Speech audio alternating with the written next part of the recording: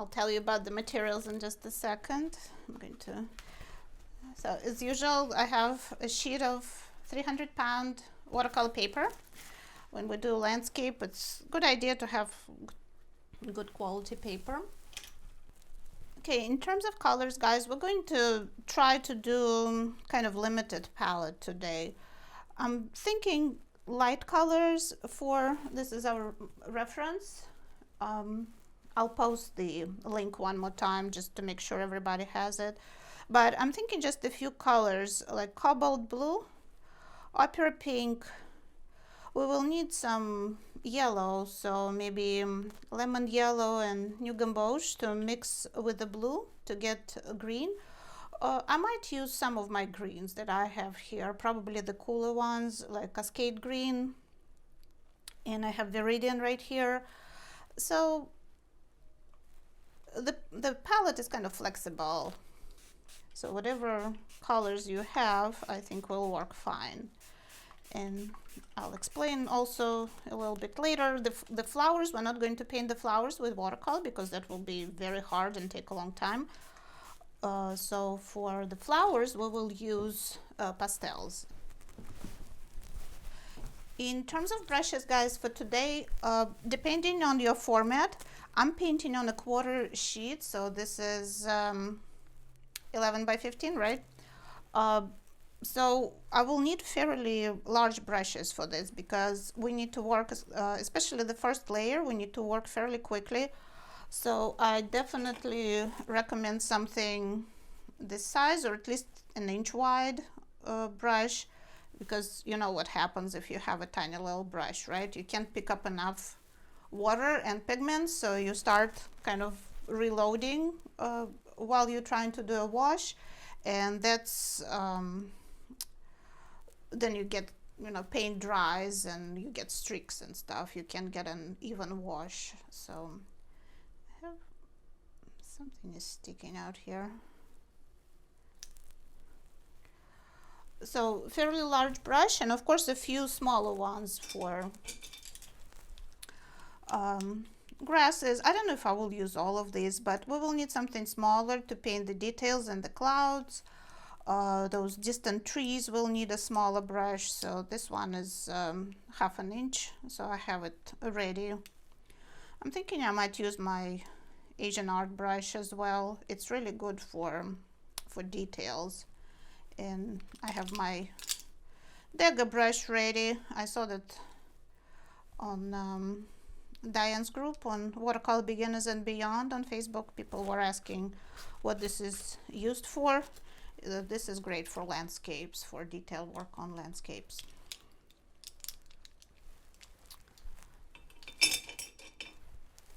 So give everybody another 5 minutes to join us. So there were some people in the live room and then they left, maybe disconnected or something.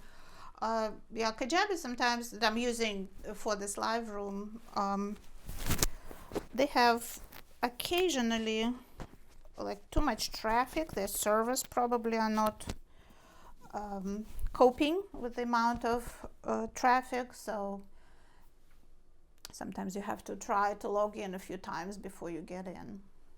Good morning one more time, everybody. Welcome to Time Wrap Studio.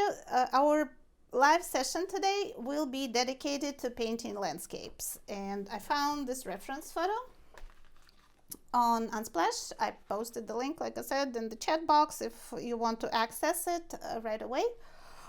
What attracted me to this photo was really interesting skies, you know, these clouds, and I thought we could talk about painting clouds today.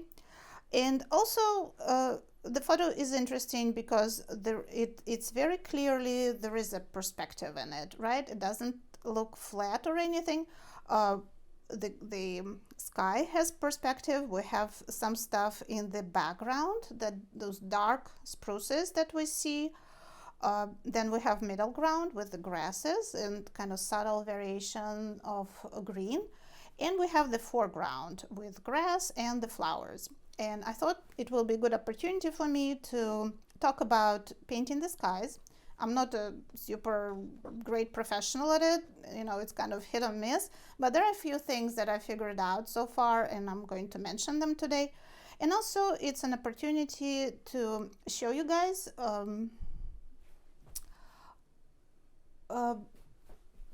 yeah, Jen, the link to the picture is a little bit higher in the chat. So there is a link. You can click on it and it will open. It's on Unsplash. So it's opportunity for me to show you my favorite technique, combining watercolor with pastels.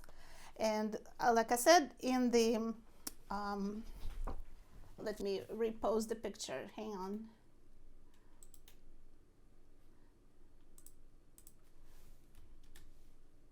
Okay, here you go, Jen. I posted it again. Like I said, in the emails that I sent you guys, you can use oil pastels, you can use dry pastels. I know some people plan on using pencils. Pencils might be a bit tricky. I don't know how good their coverage is, but I will tell you what you can do as well if you only have color pencils and no pastels. And by the way, I think pastels are a great addition if you're painting watercolor for detail work. And I bought a set of oil pastels, these Pentel ones. They were like $3.50 in the art supply store, and it's 25 colors, which is plenty. And they're really soft and good quality. So oil pastels don't have to be expensive. Of course, this Sennelier set that I have that I'm going to use today, that's expensive, but it was a gift from my friend Diane, so I was very fortunate. All right, before we start painting, let me guys analyze this photo a little bit for you. Like I said, it's there are two things that I think are very important to consider when we paint landscapes. The first one is the perspective, right? We gotta have depth of space, and the way we show the depth of space on a flat sheet of paper is with it can be a linear perspective, which we don't really have here because it's, you know, it's one point, pretty straightforward. It's one point perspective, but there are no buildings, no people, nothing like that. So we don't have to worry about it. We don't have to draw anything in advance. I didn't draw anything on my sheet of paper. So in that respect, that photo is pretty simple. We don't have to fight with building, you know, the perspective lines. But we do have aerial perspective, right? And to create that, we use tonal relationships and we use temperature, color temperature. So these two things we need to definitely consider and get right in that painting. And the problem is that when camera takes a picture, both aerial perspective can get distorted. So the camera tends to flatten the image a little bit and capture too much detail. So if you look at that distant forest, I bet if you stood in that field and looked at it, it wouldn't be quite so dark and it wouldn't be quite so detailed. So that's camera doing. And you can see all those little grasses or like shrubs that are down here. I can see the details in them pretty well. But for us as artists, we need to process all that information and capture it on paper the way we need it to look for our painting, and not get too carried away copying the photo. So this is inspiration, and we need to paint what we need to paint. So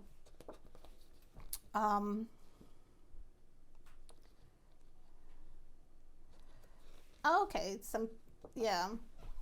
Oh, Jack, you have pastels. That's great. Yeah, so a chance for everybody to use all our stashes of materials that we have and maybe not use very often.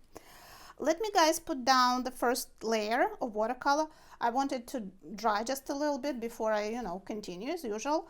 And then we will talk about perspective and the atmospheric perspective in a little more detail, and I have some examples to show you.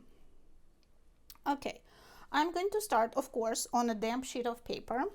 I'm going to spray it and distribute the water with my dry soft brush. I know some artists, they soak their paper under a tab. I never got into that. I think just spraying it will be fine, and I'll probably add a little more when I get started.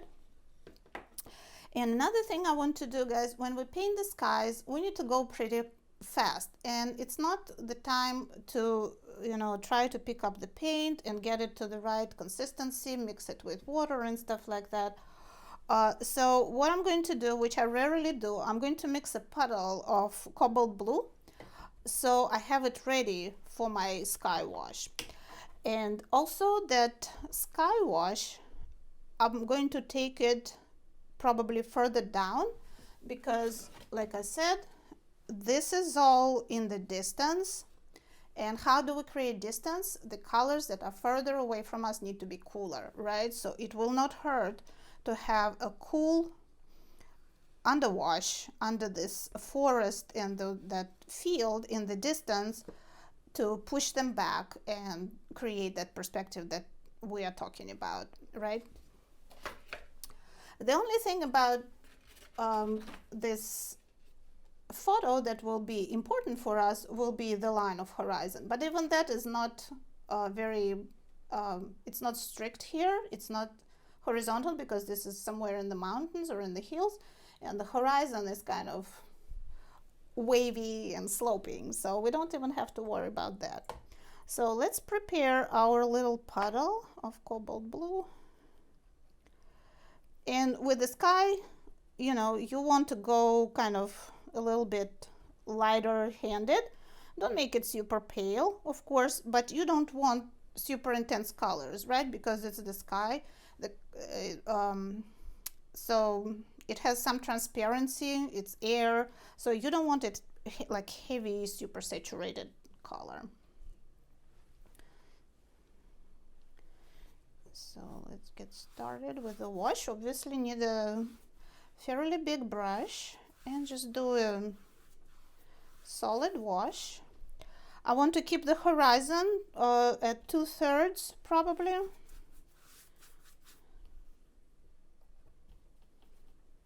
See, I did not prepare enough paint, so I have to catch up. This is going to be the sun, and that's probably enough. And let's drop in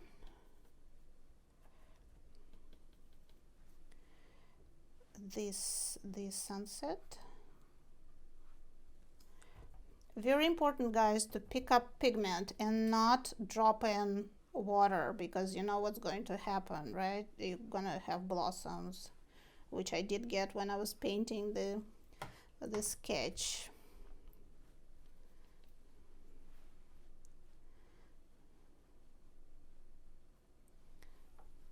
New gamboge. And if yellow mixes with blue and you get green, that's fine too, because sometimes the sky can be kind of greenish. I'm going to take the yellow further down here. It's kind of reflecting, so mixing yellow with blue is fine because I will have those green spruces in the distance. And I want to do the clouds, right? And the best way I discovered to do clouds is to use a paper towel while everything's still wet, of course.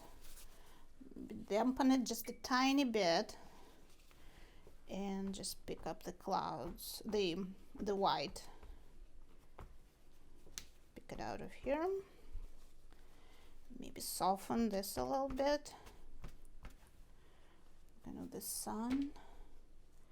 Show the setting sun. Maybe more pink here. Pink or orange, because the pinks and yellows are mixing in there.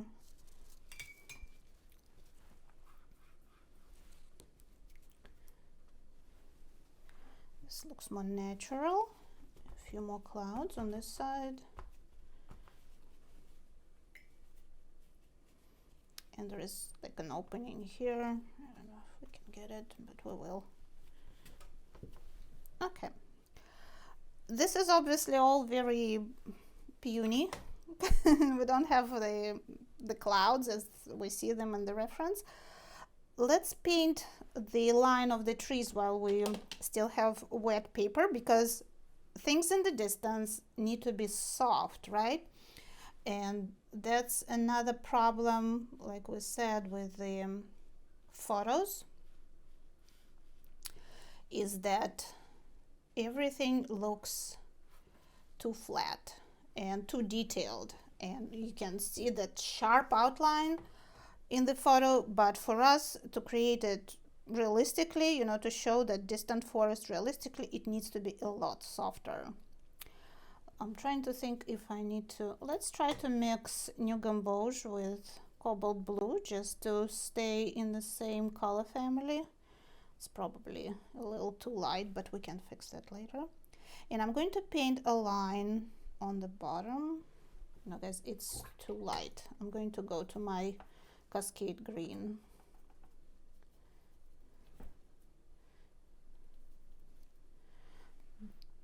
Not too light, too warm. So I'm painting those spruces. I'm painting them from the bottom because the paper is wet, and they're going to kind of, I can even tilt the paper a little bit. They're going to run upwards and create that soft line of the distant forest for me.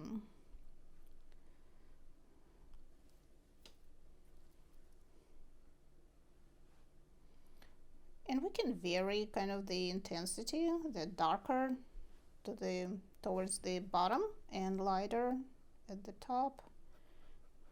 And if we need to make it a little wider, we can add a little more. So just vary the brush strokes. See how they already, I need to lay the paper flat because I already got those spruces kind of automatically painted. And maybe I need something more intense. I'm thinking of phthalo blue, so I can accentuate the bottom a little more in some spots. I know I'm moving pretty fast, guys, but you can watch the replay, and if you need to, I have to move a little bit faster because I don't want things to dry. I want everything to be soft. All right, so we created the line of the trees and we created the sky. Now we can work on the ground here, but I'm going to let this dry for just a second, and I'm going to work on the clouds. Are you guys with me? Everybody's quiet, no questions, I guess. Let's work on the clouds. I'm going to use the same brush. Very important to make sure the brush is clean after all this, so I have a separate container of clean water. So what do we want to do with the clouds? We painted the sky the first pass, but as you see, the clouds are a lot darker and they have shadows, right? A cloud is a form like any other, so the sun is shining on top of it, and so the bottom portion will be in coarse shadow, and the clouds actually cast shadows on the ground. Sometimes you can see them very clearly, right, on a sunny day. So we need to give them some shape, and let's do that. They're kind of like storm clouds, so those shadows, they're blue, but they also have like purplish tint right here. So this, I just love it. I think that looks very interesting, and we're going to add those shadows to make our sky even more interesting. And the thing about those shadows is that they need to be soft. There is no like straight line. As usual with coarse shadows, the borders are soft. Excuse me.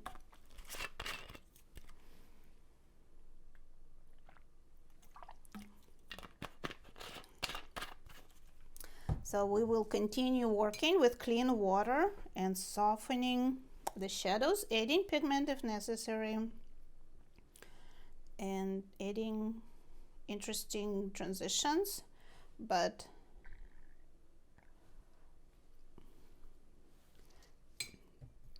I think the top needs to be softened, kind of blended in, and make sure you don't drop water, right? Because I'll show you my little sketch.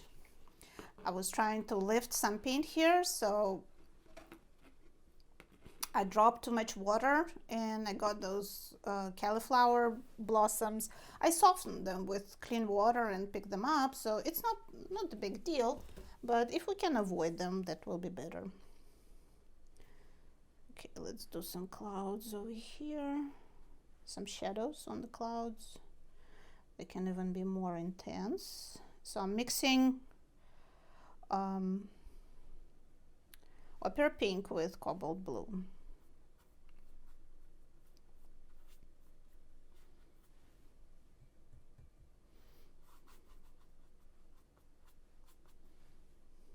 And we can use just pure cobalt blue for visual interest and create that kind of one point perspective even more. Bring it all to the center. And we can lift if necessary. And if there is too much water, it's a good idea to just pick it up gently with the paper towel.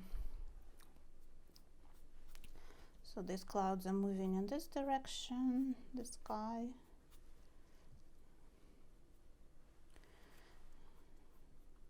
This all needs to be soft.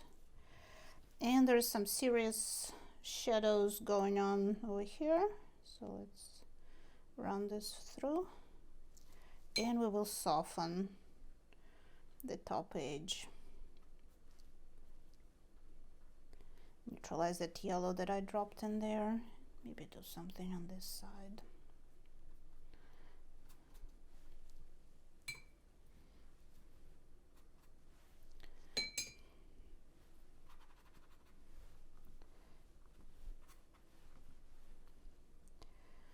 Okay, I think that the sky is looking better. Make this more dramatic. So with the sky, I think the good idea is to add color gradually, because you can always add a little bit more, but if you do too much, you'll have to lift, and then everything looks kind of grainy and just becoming a problem. Okay, and my spruces kind of grew and painted themselves basically, and I think that's fine. We can leave them undefined like that. We will need to make their lower edge more defined, but we will work on this in a second. So let's continue with our painting. I think what I'm going to do now, I'll start from the bottom and go up to give this a little more time to dry. So let's do that. I think a big brush again will be good.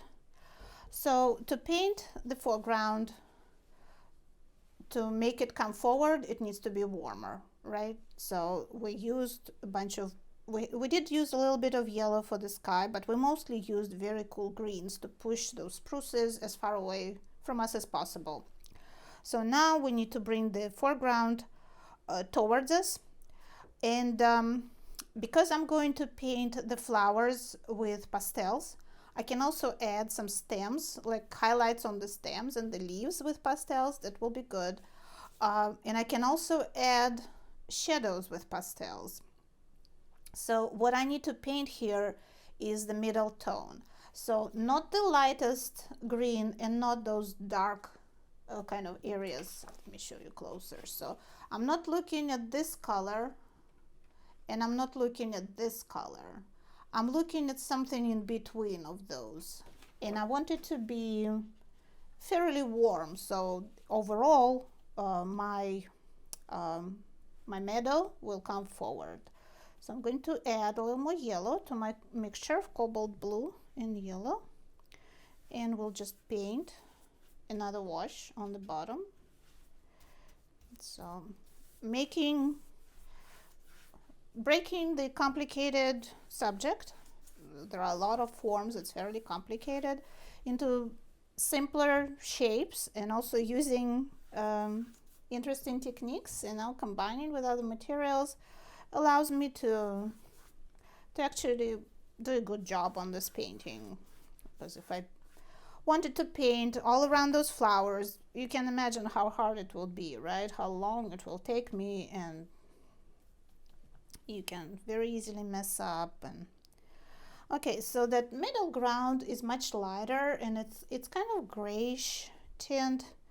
So I'm thinking maybe I should even leave it like very light.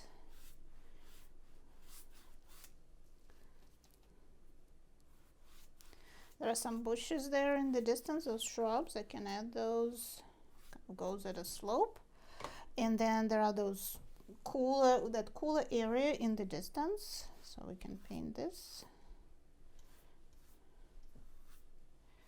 That's why we need a plan, right, guys? So we know, especially without preliminary drawing, we need to kind of make, we don't want to make decisions as we go, right? We want to have a plan in advance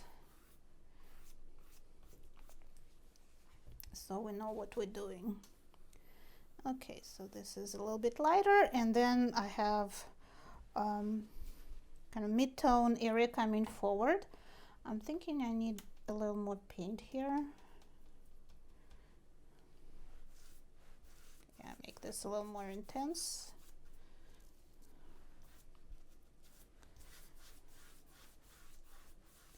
And then it can transition to that lighter, those grasses and stuff. Okay. Okay, guys, this is my first layer. Any questions, let me know in the chat. Hopefully everybody is on the same page. I'm going to let this dry for just a second.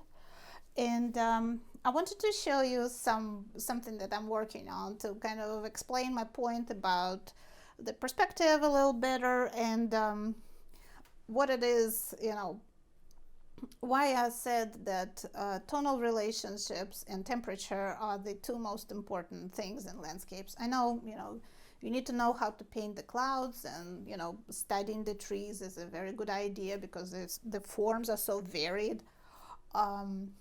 Obviously, studying perspective is very important, but I think the basis of landscape is basically if you capture the depth of space and you got the light, mid-tone, and dark areas, you're done. It doesn't matter if your tree is slightly different shape or slightly different color or whatever. Nobody will know. They will just, your landscape, if it looks realistic, people will say, wow, you know, I love this painting. So I was camping in north of Houston in Huntsville area, and I thought I'd go outside and do some watercolor sketching. We're on a little reservoir on a lake, and I worked on this for probably about an hour. And you see the problem with the sketch, right? Everything is kind of the same. I messed up the depth of space, because this is pretty much the same in tone as the foreground, and these trees are the same. So I did manage to save the water barely. I had to use some opaque white to lighten it as well, and the sky is okay, but the lake is not coming towards us because the light was changing and I was getting tired, and I kept painting, and I really wanted to capture those little buildings in the distance. So I kind of messed up, and I took a photo, and of course the photo is super detailed, and it also looks almost flat. You know, it's hard to tell the perspective, but I'm glad I did this because I remembered what I thought I need to fix and what kind of made me frustrated when I was working on this. And I was like, okay, I'm going to go to my studio and start over. I have the photo and I have the sketch that kind of tells me what not to do, almost. And so yesterday I painted this. And I think I did a lot better job with the perspective here, with the aerial perspective. So I kept this a lot lighter. I kept these buildings fairly light. They have just a few darker shadows and less detailed, because when you look at something far away, you don't see the windows and the doors and things like that, right? In the photo, you can zoom in and you will see all that. And that's what actually throws us off, I think. I also, those trees, they're not super close. I mean, they were closer than this, but not that close as the foreground. So I kept them slightly lighter too, especially the branches against the sky. And I tried to make the foreground, first of all, warmer. See how I used yellows and oranges in here? And I tried to keep it as detailed as possible. So I painted the leaves on this bush. I painted like a bunch of shadows on the ground and all those dry grasses and shrubs that were here.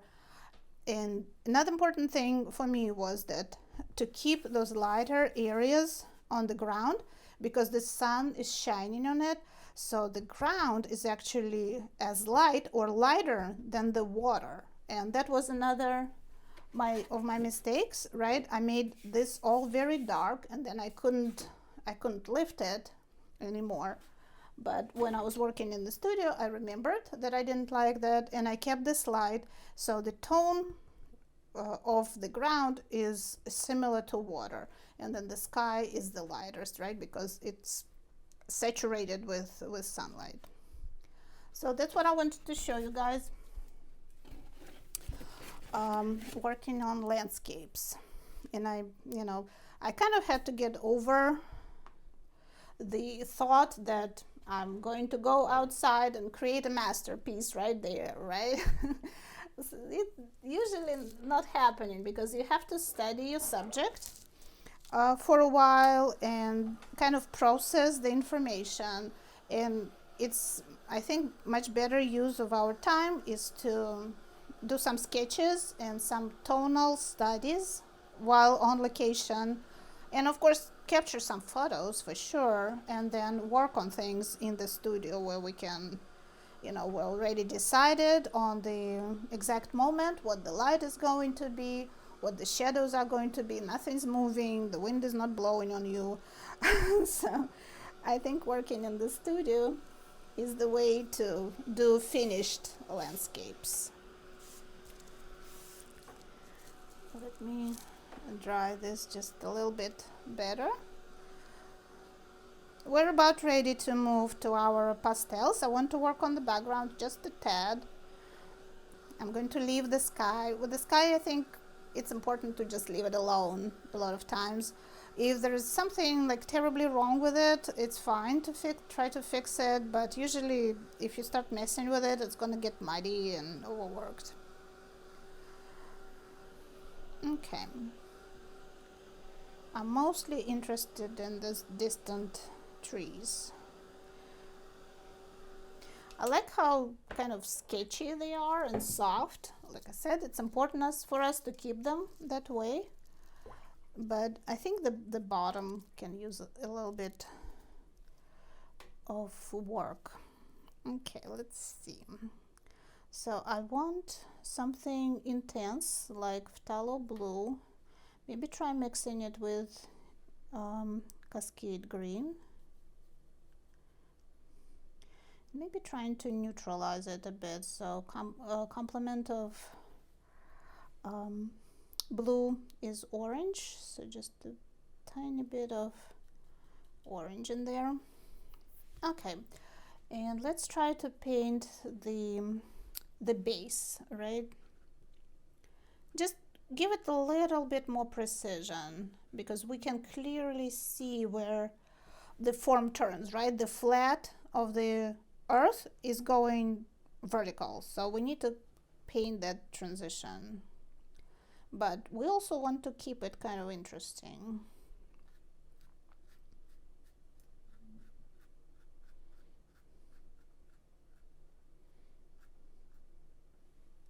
And kind of hinting that there's something else back there.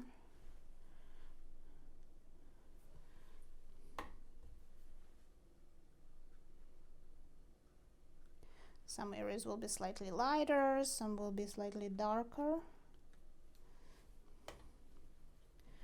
It's hard for me to see with all these lights, but I think I'm okay. So some spruces come forward, like right here.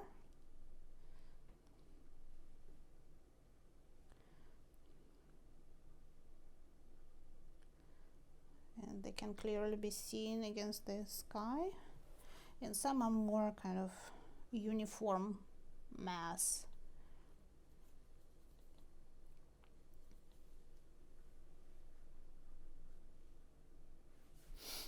I'm going to check the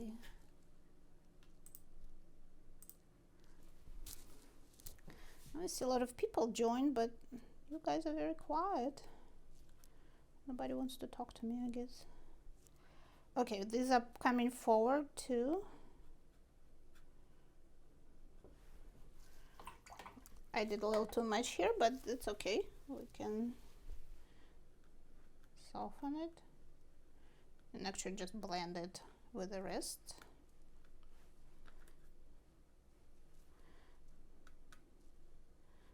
Okay, I think that's all we need to do with those, with that forest in the background. Let's paint those shrubs as well that are closer to us, so they will be very slightly warmer, a little more green in them than blue. And I'm going to paint their shadows. Just for visual interest, right? You don't want just a flat kind of painting with nothing going on in it.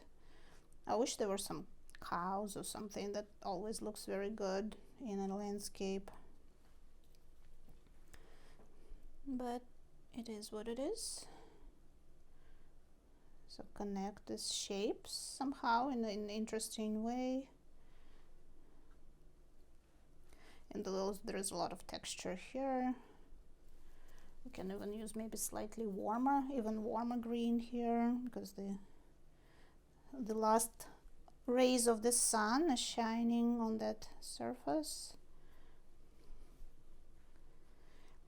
Very important not to get carried away and do too much. Like I said, you know, if you keep making corrections and additions, then it will be paint yourself into a corner. Okay.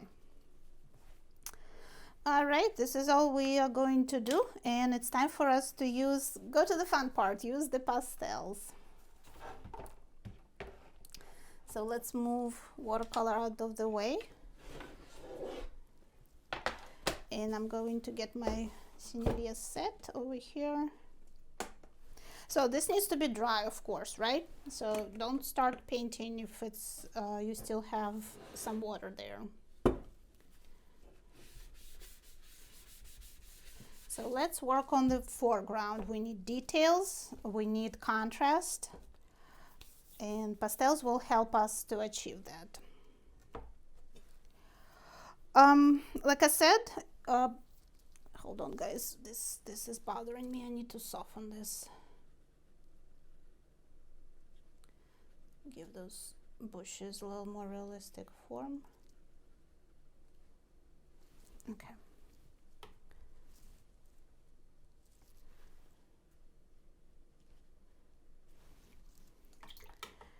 Okay. Talking about pastels. I think if we use dry pastels, and you will see that in a second, they have pretty good coverage. I'll show you on my little sketch here. So if we paint somewhere like on a dark area, see how I get very intense color very easily. So because they're soft, especially on watercolor paper, they go on densely, and you can get good saturation right away. If you're using oil pastels like this that I have, this will be, they have a little more transparency because they're creamy. I'll show you yellow as well. See how you get a lot softer color, so you can get that saturation right away. So what I did, I was thinking, you know, I need to get rid of that dark color underneath so my yellows will really pop. So for shadows, it's not a problem. You see I painted the shadows here with some cool, with blues and greens and stuff. So I thought, what can I do? And I painted a little spot here with white gouache. I think you can also use white ink. And then I painted pastels right here on top of it, and I got a lot brighter colors. So compare this red to this, you know, this is a lot more saturated. So if you're using oil pastels and you have a little bit of trouble, like in the distance it won't matter, but for the foreground you want really saturated color. So if you're having a little bit of trouble with coverage, just do a white on the painting and then go over those white areas with different colors of pastels, and I think that will work out. And probably with the color pencils you might have to do the same.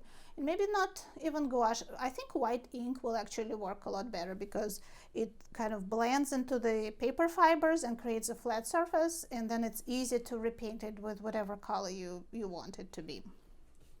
So that's about what I want to tell you about the technique. And let's start painting. So we see a lot of those yellow flowers. Let's distribute those. And here I will go with the same principle. You can even see it in this photo pretty well.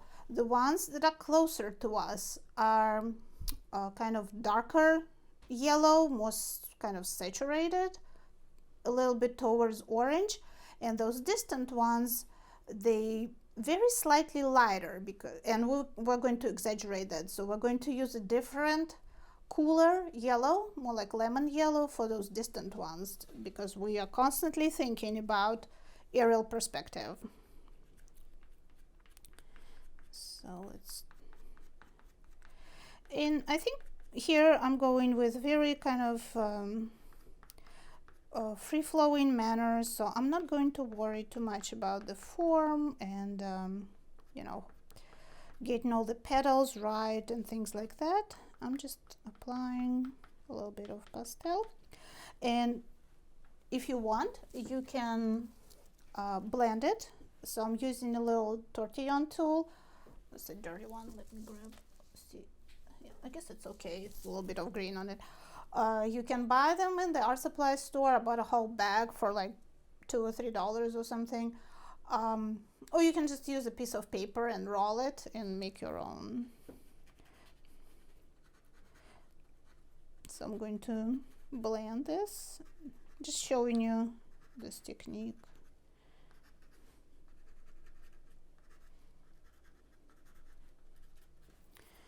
And for the distant ones, I'm going to use more of a lemon yellow color. And they're very dense there because they're in kind of in perspective for shortening.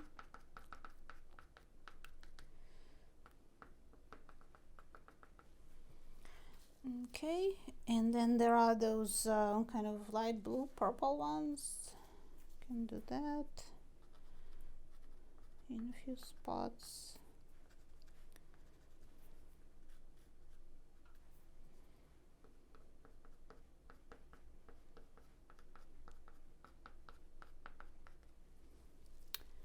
And we can do more saturated purple, maybe this one, closer to us. There are also some purple flowers.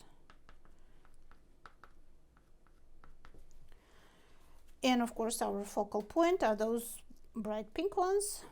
So let's pick the brightest pink that we have.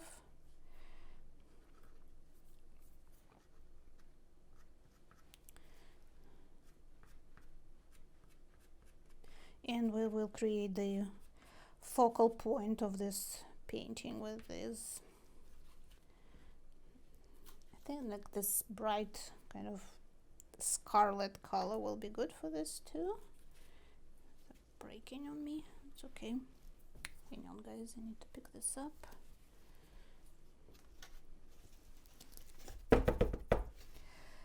With dry pastels, that's the thing, you know, you better be prepared for your hands to be dirty and for kind of pastel dust to be all over the place. Don't sneeze or anything. But once you blend it, and then you can use a fixative also to keep it in place. Okay, so these are my flowers. And of course I also want to paint some details, right? I only have the kind of the preparation, the very general mid-tone field of green, and I want to paint the stems and I want to paint the shadows. So light green, intense green for highlights on the stems and on the leaves.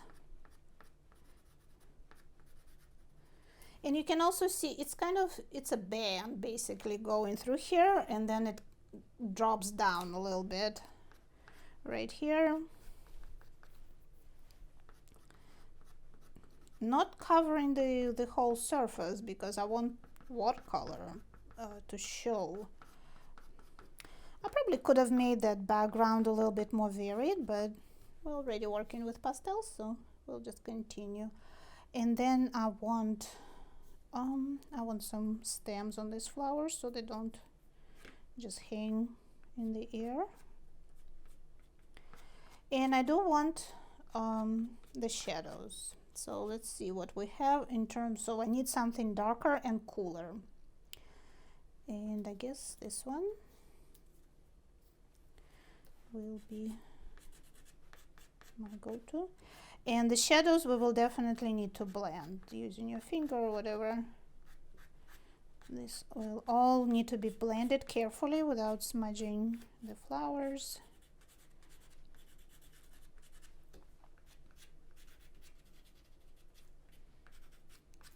So with oil pastels I would do the same thing, and they can also be blended to a certain extent.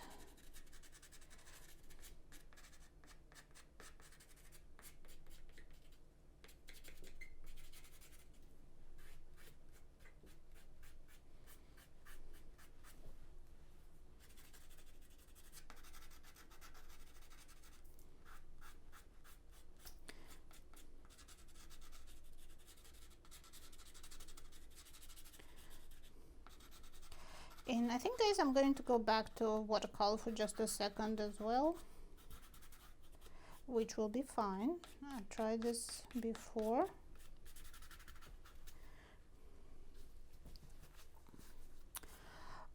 This distant field needs a little bit of detail as well, and pastels will be really good here, I think. Create that kind of like a haze of grasses. Blend it, maybe a little bit of yellow there, the palest one, the lightest one, and also the coolest one that I have. Give it some visual interest. Senior pastels, dry pastels, are very soft, so you have to, the lightest pressure is quite sufficient with them.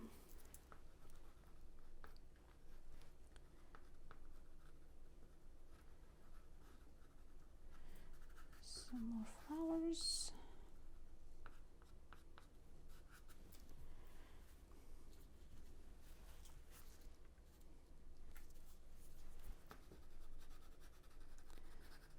More green. I will post the challenge tomorrow, guys, and I will post the replay, and I will send you all notifications so you can come and watch it. And if you paint something, please post it in the challenge. You will see it in the community. There is a section called challenges. It's just interesting to see who did what and how you all reinterpreted, you know, this subject. So please share.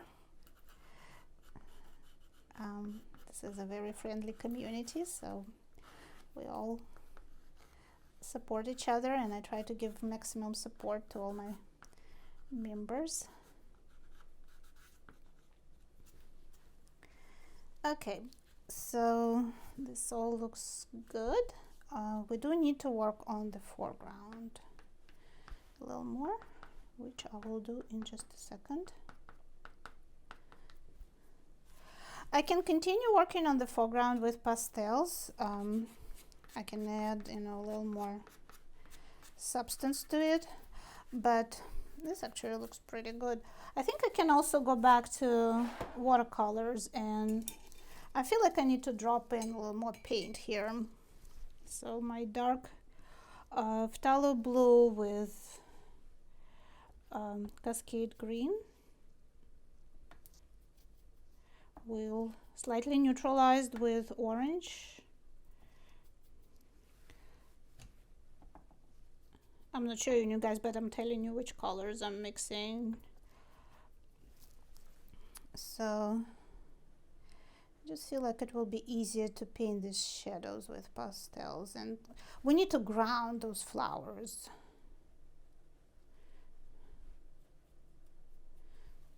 So just go through, and you see I'm creating a lot of contrast here.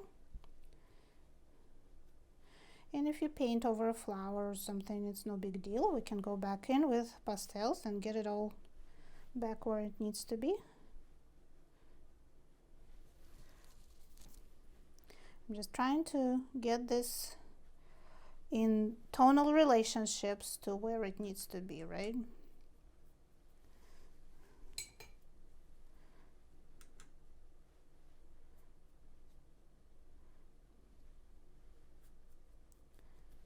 Maybe unify this a little bit. So dry pastels will be very easy to cover them. You know, if you need to lift them, wash them off, or you know, repaint certain areas. With oil pastels, watercolor will not stick to it, so it will just slide off the flowers, and you can paint, you know, certain areas darker with no problem.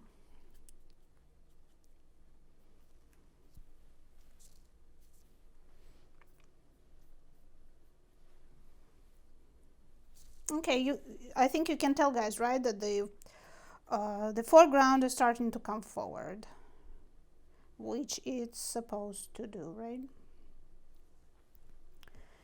Okay, there are some darker kind of like dry thingies back there. It all creates visual interest, so let's not miss those. I think it will be interesting to add them.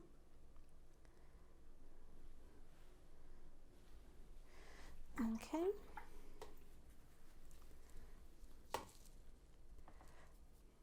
This is sap green. Just a few more brush strokes, I'm thinking.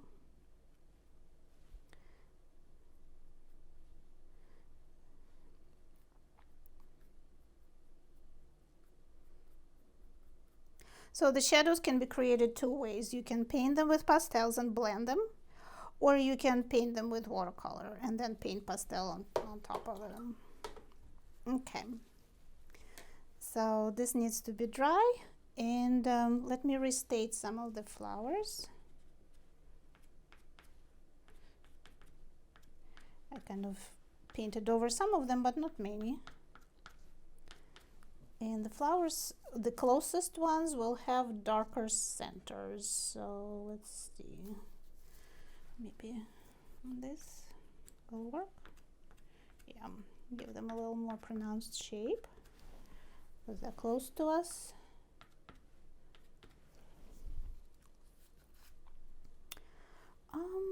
This is concentrated in one spot in the reference, but I want to distribute these a little bit more. I think it will be fun to add a few more,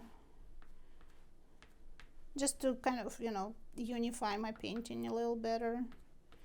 Like I said, you know, when people look at your landscape, they don't know what shape and what color everything was, so that reflects the sky a little better.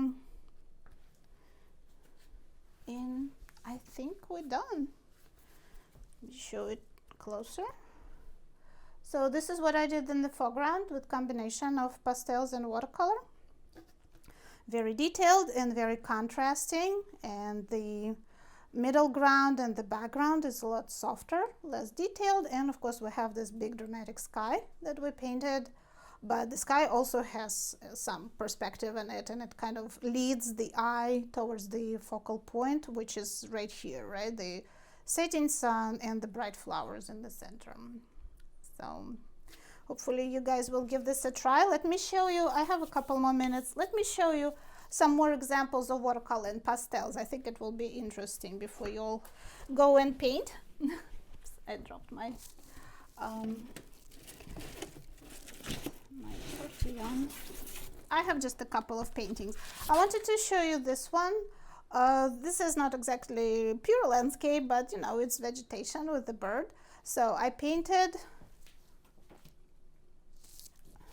a watercolor wash, and I kind of painted the bird, but then you see I added all the details on the bird and on the leaves, the highlights on the leaves. I added all that with oil pastels. And this tutorial is on my YouTube channel if you want to watch it.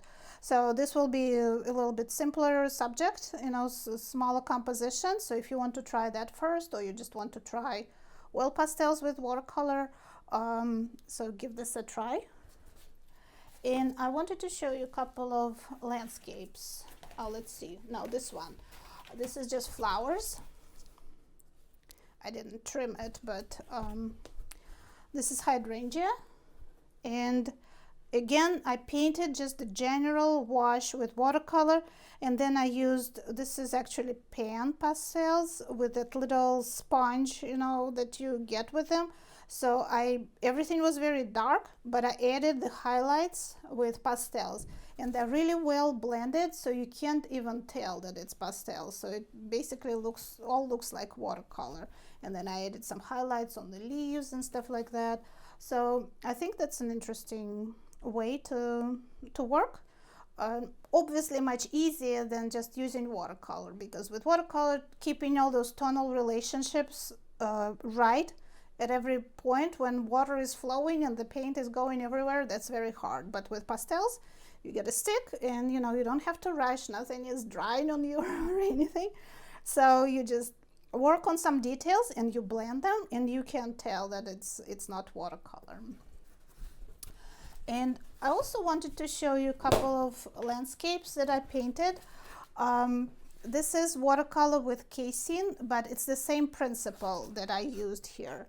So this is New Mexico. I painted some sketches on location and I messed them up. They came out flat, but I studied the subject and I figured out that the mountain needs to be lighter than I see it in the reference photo and less detailed, that this is all needs to be very soft, that the ground needs to be very light because I over darkened it in the initial sketch, and also that the foreground needs to be very detailed. And I also painted it generally with watercolor, and then I added the details with an opaque medium, which could have been pastels, but I used casein. So whatever you have is going to work. And it was much easier for me to correct that fence with casein, because with watercolor it was all over the place. And here's another one that's a view in the other direction on the setting sun. Again, you know, to paint all these flowers with watercolor would be very difficult and take forever.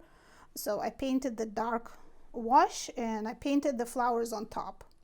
And I was able to do it because I used an opaque medium. Again, this was casein, but could have been pastels.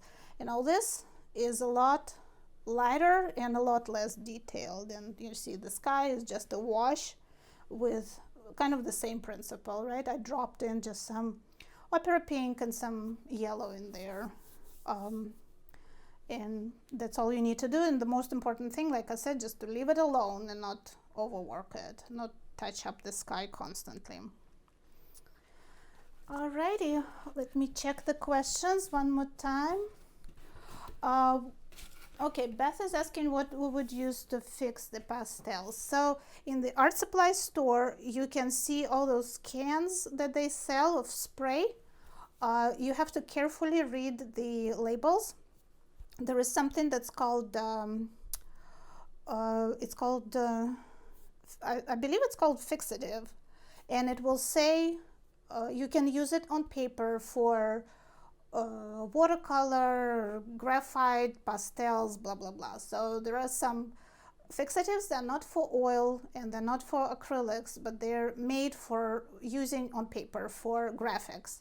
So you buy a can of that and you go to your backyard or go outside and you spray. When everything's dry, you spray your paintings. It's best to do it maybe, I would say 3-4 times. Let it dry between the layers. And pastels, they will still kind of come off a little bit, just because, especially these soft ones, because they're just so saturated. But at least they will not smudge and they will not rub off completely. And also, when you store paintings where you use pastel, it's a good idea to put a piece of like parchment paper or rice paper if you have some. You can buy rice paper very inexpensively, whole like package. Just between them, put some paper, just even wrapping paper in between them. So yeah, you'll have to get special fixative in the art supply store to fix this, or buy it online. You know, all the art suppliers, Amazon, I'm sure has it. So any more questions, guys? If not, that's all I have for today. I hope you had fun. I hope I enjoyed painting with my favorite technique. I hope you did too. And share your paintings in the community. Saturday, the March 18th, where we're supposed to have our next live, I have an in-person class scheduled here in Houston. So if you're in Houston or Houston area, or you're willing to visit us here, I will be teaching that live class. I'll send everybody reminders and information one more time. I think you already got a couple of messages from me. So I'll be happy to see you all. We'll be painting still lives. I believe I still have them. Yeah, I still have them here. We will talk about 2 ways to paint shadows in watercolor. So this will be our still life. We will paint from a photo, and I will explain everything, how I did this. We will create 2 paintings during that live class. It's in a barbecue restaurant on the northwest side of Houston. If you want to join me, I'll be happy to see you there. So the live will be the following Saturday, because I'll be at the class. I won't be able to do a live event, but we will meet again for sure. Don't worry about that. And of course, I'll keep you posted with emails, and you will have all the information. All right, Fran says she will try it. That's great. Oh yeah, Jen already signed up for the class. So yeah, I'm looking forward to seeing everybody in person finally, not just the names on the screen. And I think we will have a lot of fun. You know, the food it's a private room in the restaurant, so we will be all by ourselves. Nobody will bother us. We will paint all day, and if we want, we can have lunch there. So it will be, I think, on March 18th. That will be a great event. So please sign up, and we still have a little bit of time, but hopefully I will see you there, and I will see you online for sure. Thank you so much, guys. Have a good weekend.